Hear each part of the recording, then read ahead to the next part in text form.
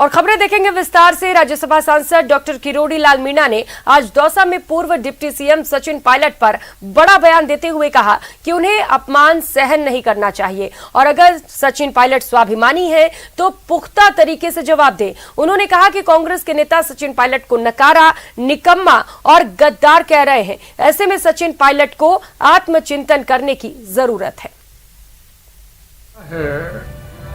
और जो निकम्मा है और जो गद्दार है वो सचिन पायलट के बारे में कहा जा रहा है कांग्रेस के नेताओं द्वारा। तो सचिन पायलट को आत्मचिंतन करने की जरूरत है। कांग्रेस की नज़र में वो गद्दार हो गए, नकारा हो गए, निकम्मे हो गए। तो अपमानजनक स्थिति में वहाँ रहना नहीं चाहिए।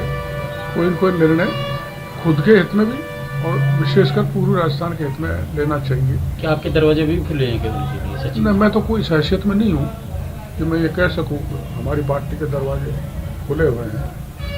पर हाँ, वो तो निर्णय उनके हाथ में। वो आप में जाएंगे, टीएमसी में जाएंगे, बीएसपी में जाएंगे कि खुद का बनाएंगे, भाजपा में आएंगे, वो उनका निर्णय। उसके बारे में मैं कुछ कमेंट नहीं करना चाहिए।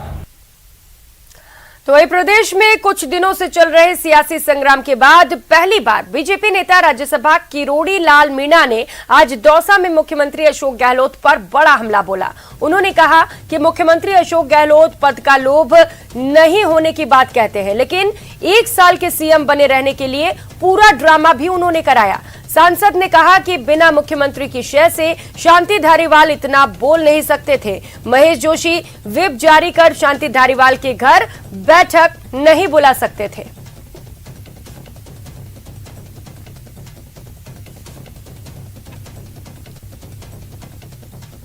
अपने आप को कहते हैं मेरे को कोई पद का लोभ नहीं, मैं पद लोलुप नहीं, लेकिन मात्र 1 साल के मुख्यमंत्री बने रहने के लिए उन्होंने इतना बड़ा ड्रामा कराया। क्या बिना मुख्यमंत्री के संभव है कि शांति धारीवाल जी इतना बोल जाएं? महेश जोशी व्हिप जारी करके शांति धारीवाल जी के वहाँ बुला लें मुख्यमंत्री के इशारे के, बिना उनके सहयोग के ये संभव नहीं था। इसलिए सीधा इसमें गहलोत साहब का हाथ है ड्रामा कराने में। तो अब स्पष्ट हो गया है, 2 चीज़ें स्पष्ट हो गई। तो कहते थे गहलोत साहब मैं गांधी परिवार का अक्षर से उनकी वाणी का पालन करता हूं, तो वो उन्होंने नहीं किया। लूट की वारदात को अंजाम दिया। अभी कुछ अलमारियां तोड़ी गई हैं जो कोई इस्तेमाल किया गया, कोई पेचकस और ये उसका कोशिश कर रहे हैं। कोई प्रिंट विंट मिल जाते हैं तो प्रिंट उठाने की कोशिश की जा रही है। कितने लोग आए होंगे? 4 जने का बता रहे हैं, शायद 4 जने हैं। 2 जने अंदर आए, 3 जने और एक बाहर खड़ा था, निगरानी रख रहा था। तो और क्या उन्होंने हाथ इनके हाथ बांध दिए, प्लस मुंह पे टेप लगा दी जो एडेसिव टेप यूज आती है सफ़ेद रंग की। उसके बाद सारे एक सामान बिखेर दिया और एक चीज़ इन्होंने चेक करी भाई कहाँ पे ज़्यादा सामान है। मारपीट भी की? मारपीट तो नहीं कही बताई। और क्या इनके पास चाकू पिस्टल भी बताई जा रही है? ऐसे कोई बता रहे हैं शायद इनके पास वेपन था कोई या पिस्टल जैसा कुछ। तब घर में कौन कौन थे? और घर में इनके लड़के, एक तो जज साहब थे रिटायर्ड जो हैं, और उनका बेटा था साथ में।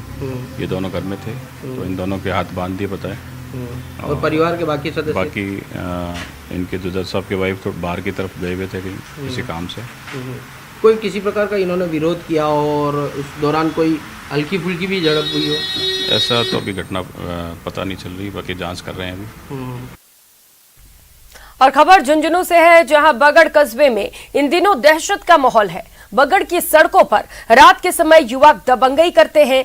तस्वीरें 4 आपको टीवी स्क्रीन पर दिखाएंगे और 4 अक्टूबर की ये तस्वीर आपको टीवी स्क्रीन पर दिखा रहे हैं। बाइक नहीं देने से नाराज युवक ने अपने साथियों को बुलाकर जमकर बाइक मालिक देवेश सिंह राठौड़ से मारपीट की। मारपीट और बाइक के साथ तोड़फोड़ की घटना भी सीसीटीवी कैमरे में कैद हो गई। अब सीसीटीवी कैमरे के वीडियो सोशल मीडिया पर वायरल हो रहे हैं। वहीं न्यूज 18 राजस्थान इस वीडियो की पुष्टि नहीं करता। अब पीड़ित ने थाने में मामला दर्ज करा दिया है। फिलहाल पुलिस पूरे मामले पर जांच में जुटी है। झुंझुनू के बगड़ कस्बे में इन दिनों दहशत का माहौल है। बगड़ की सड़कों पर रात के समय युवक दबंगई करते हैं।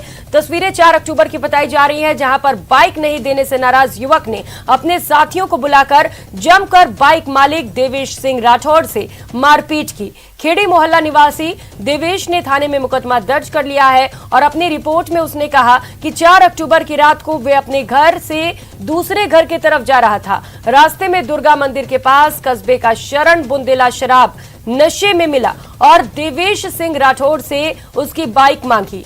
देवेश सिंह राठौड़ ने जब बाइक देने से मना किया तो वो तैश में आ गया। उसने मौके पर गुड्डू बंदेला समेत अपने कुछ साथियों को बुला लिया, जिन्होंने देवेश सिंह राठौड़ को पकड़ लिया और जमकर पिटाई कर डाली। मारपीट के बाद देवेश सिंह राठौड़ को मौके से भागने में सफलता मिली, लेकिन आरोपी बड़ी संख्या में थे, इसलिए उसे पकड़कर फिर से घसीट कर पीटा। घटना के बाद जब मौके से आरोपी जान बचाकर भाग गया तो आरोपियों ने पीछे से उसकी बाइक के साथ भी लाठियों और सरियों से तोड़फोड़ की, साथ ही तोड़फोड़ का वीडियो भी बना लिया। मारपीट और बाइक के साथ तोड़फोड़ की घटना भी सीसीटीवी कैमरे में कैद हो गई है। अब सीसीटीवी कैमरे के वीडियो सोशल मीडिया पर वायरल हो रहे हैं। बगड़ पुलिस का इस पूरे मामले पर कहना है कि आरोपियों की तलाश की जा रही है।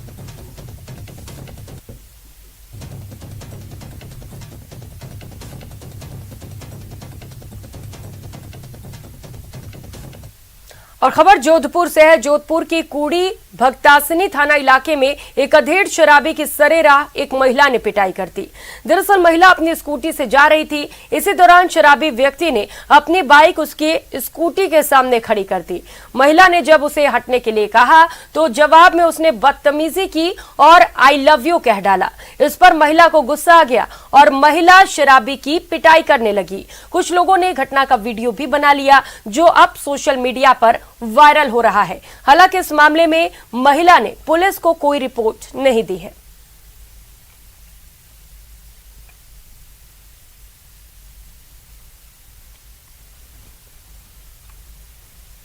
उधर सीकर में 3 दिन पहले हुए कोचिंग और स्कूल संचालक महावीर हुड्डा के बेटे गुन्नू के अपहरण कांड में पुलिस ने 3 और लोगों को गिरफ्तार किया। इनकी पहचान हिमांशु चौधरी, रोहित मीणा और संदीप के तौर पर हुई है। तीनों आरोपी गुन्नू के अपहरण की साजिश में शामिल थे और पिछले 1 महीने से इसी की योजना भी बना रहे थे। इनमें हिमांशु खुद भी गुन्नू के पिता के स्कूल में पढ़ा हुआ है। इन लोगों ने पहले ये योजना बनाई थी कि गुन्नू के पिता पर हमला कर पैसे लिए जा सकते हैं। इसके बाद उन्होंने गुन्नू के अपहरण की साजिश रची। इस मामले में अब तक 5 लोगों की गिरफ्तारी हो चुकी है। अपहरण करने वाले दोनों मास्टरमाइंड सुनील गढ़वाल और आनंद पाल गढ़वाल पहले ही पुलिस की गिरफ्त में आ चुके थे।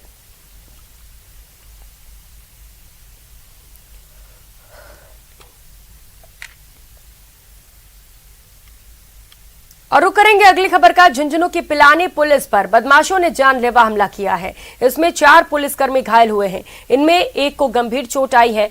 पुलिस को सूचना मिली थी कि निहाली चौक में रहने वाले विक्रम गुर्जर के पास हथियार है। इस पर पुलिस निहाली चौक स्थित भरत सिंह बालापोता के घर पहुंची तो वहां पर विक्रम गुर्जर और भरत सिंह बालापोता का बेटा सोंटू दोनों शराब पी रहे थे। पुलिस को देखकर उन्होंने शराब की बोतल फेंक कर हमला कर दिया। इसमें कांस्टेबल राजकुमार का सिर फट गया और वो लहूलुहान हो गया, जबकि अन्य पुलिसकर्मियों पर भी पालतू जानवर छोड़ दिए गए। मौके से आरोपी भाग निकले। सभी घायल पुलिसकर्मियों को पिलानी के बिरला अस्पताल में भर्ती कराया गया। आज शाम को पिलानी कस्बा में न्याली चौक के पास में कोई एक विक्रम गुर्जर नाम के लड़के के पास हथियार की इत्तला पे थाने से जाप्ता मोटरसाइकिल पे 3 मोटरसाइकिलें लेके गया था जाप्ता। तो वहाँ पे जैसे पहुंचे तो एक लड़का भरत सिंह बालापोता का लड़का है सोन का, उसने बोतल मारी, सिर में बोतल मारी, जिससे हमारे राजकुमार कांस्टेबल के सिर में चोट आई। उसके बाद उसके परिजनों ने उनके घर पे एक बुल्ली कुत्ता है, डेंजरस कुत्ता है, वो खोल दिया और जिससे हमारे स्टाफ के 2-3 आदमियों को चोटें आई हैं।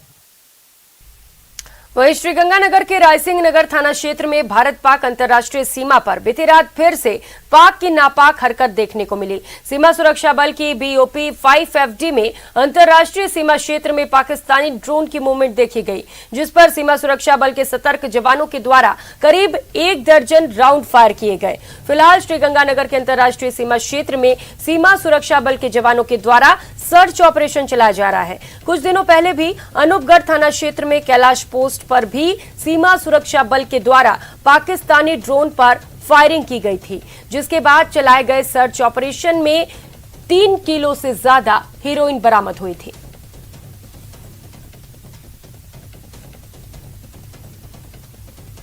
तो एक बार फिर से पाक के नापाक साजिश देखने को मिली है, लेकिन मंसूबे नाकाम रहे। ड्रोन देखा गया है, ड्रोन पर फायरिंग की गई और इसके बाद ड्रोन वहां से गायब हो गया। हालांकि लगातार बीएसएफ की ओर से इलाके में सर्च ऑपरेशन चलाया जा रहा है। इससे पहले भी इस तरीके की कोशिश पाक की ओर से की गई थी, जब फायरिंग कर 3 किलो से अधिक हेरोइन बरामद की गई।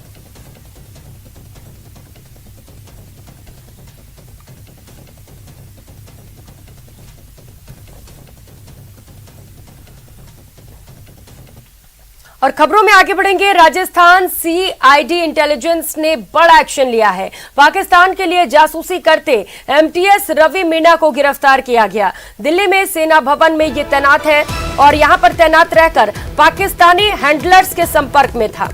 हनी ट्रैप के जाल में फंसाकर पाक महिला एजेंट के संपर्क में रवि मीणा को बताया जा रहा है। आईबी सीआईडी मिलिट्री इंटेलिजेंस ने इस कार्रवाई को अंजाम दिया है। तो फिलहाल दोनों की ओर से संयुक्त रूप से पूछताछ की जा रही है। आरोपी जासूस से मूल रूप से ये करौली जिले का रहने वाला है। तो जासूस रवि मीणा के बैंक खातों सहित अन्य जगह पर पड़ताल लगातार जारी है। ज्यादा जानकारी लेंगे सहयोगी लवली वधवा हमारे साथ जुड़ चुके हैं। लवली, क्या कुछ जानकारी इस खबर को लेकर? देखिए, एमटीएस के पद पर दिल्ली के सेना भवन में ये रवि प्रकाश मीणा नाम का जो लड़का है ये तैनात था और ये रहने वाला करौली का है। पिछले कुछ समय से लगातार सोशल मीडिया के जरिए ये हनी ट्रैप के जाल में फंसा और एक अंजलि नाम की महिला जो अपने आप को बंगाल का बताती है, उसके संपर्क करके राजस्थान से जुड़ी सामरिक और देश से जुड़ी जो सामरिक जानकारियां हैं वो ये हैंडलर्स को लगातार दे रहा था, जिसके आधार पर इसे एजेंसीज के द्वारा रडार पर लिया गया था। लगातार एजेंसीज ने इसको रडार पर लिया। उसके बाद में जब इस पूरी बात की पुष्टि हो गई तो इसे करौली से, इसका जो निवास है वहां से इसे अरेस्ट कर लिया गया। इसके परिवार के लोगों से भी जो पूछताछ है वो लगातार की जा रही है। और जो खुफिया हैंडलर्स के संपर्क में रहने की जो जानकारी मिली है उसके आधार पर इसके जो बैंक अकाउंट है उसे भी जांच पड़ताल उसकी भी की जा रही है, क्योंकि बैंक अकाउंट में बड़ा लेन देन जो है वो पाकिस्तान के जरिए जो पैसा है वो नेपाल के रास्ते होता हुआ इसके खाते में पहुंचा है। तो ऐसे में रवि प्रकाश मीणा के साथ साथ और कौन कौन लोग इसमें जुड़े हुए हैं जिन्होंने सामरिक जानकारियां, जो देश हित से जुड़ी जानकारियां हैं, उन्हें गद्दारी करके पाकिस्तान तक पहुंचाया है। इन तमाम मसलों की जानकारी की जो सीआईडी इंटेलिजेंस की टीम, मिलिट्री इंटेलिजेंस, केंद्रीय सूचना और सुरक्षा एजेंसीज जो हैं वो ज्वाइंट ऑपरेशन करके इस आरोपी से फिलहाल पूछताछ कर रही है। आरोपी को एक गुप्त स्थान पर रखा गया राजस्थान में और यहाँ से इसे दिल्ली ले जाने का प्लान जो है वो है एजेंसीज का। लेकिन फिलहाल जो पाक एजेंट जिनके संपर्क में ये था उनके नंबर्स को भी खंगाला जा रहा है कि आखिर ये राजस्थान की जानकारियां कहाँ कहाँ जा रही थी, दिल्ली से जो जानकारी जा रही थी, कौन कौन से इलाकों की जानकारियां ली गई है। इन तमाम तथ्यों की जानकारी के साथ में बैंक अकाउंट और तमाम पूछताछ की जो जरिए है सभी एजेंसीज मिलकर के ज्वाइंट ऑपरेशन जो है वो फिलहाल इस वक्त कर रही है। और सबसे पहले न्यूज 18 बता रहा है कि राजस्थान में जो पुलिस महानिदेशक हैं डीजी इंटेलिजेंस उमेश मिश्रा, उन्होंने न्यूज 18 को बताया है कि जो पाकिस्तानी गुप्तचर एजेंसीज हैं उनको ये आईएसआई और तमाम एजेंसियों को ये सूचनाएं जो हैं वो राजस्थान और दिल्ली के माध्यम से पहुंचा रहा था और लगातार ये सोशल मीडिया के माध्यम से इस पर रडार रखा गया था। हैंडलर्स के लोग संपर्क में था। अंजलि नाम की जो महिला बताई जा रही है, अंजलि तिवारी नाम उसका बताया जा रहा है, जो आपको पाकिस्तान। ठीक है लवली, तो फिलहाल आरोपी से पूछताछ चल रही है। आपसे अपडेट्स लेंगे। बहुत शुक्रिया लवली आपका इन तमाम जानकारियों के लिए।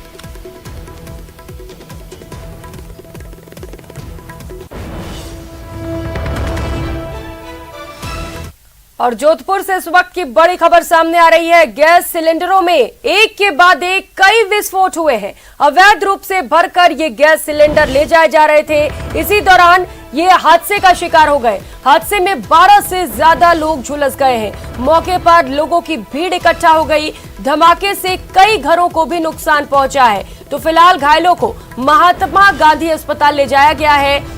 माता का थाना इलाके का ये पूरा मामला है। तस्वीरें भी आपको टीवी स्क्रीन पर दिखा रहे हैं, जहां पर एक के बाद एक कई धमाके हुए हैं सिलेंडर में और बताया जा रहा है कि कई लोग इस धमाके में झुलस गए हैं। तो मौके पर बड़ी संख्या में लोगों की भीड़ इकट्ठा हो गई है। पुलिस भी मौके पर मौजूद है।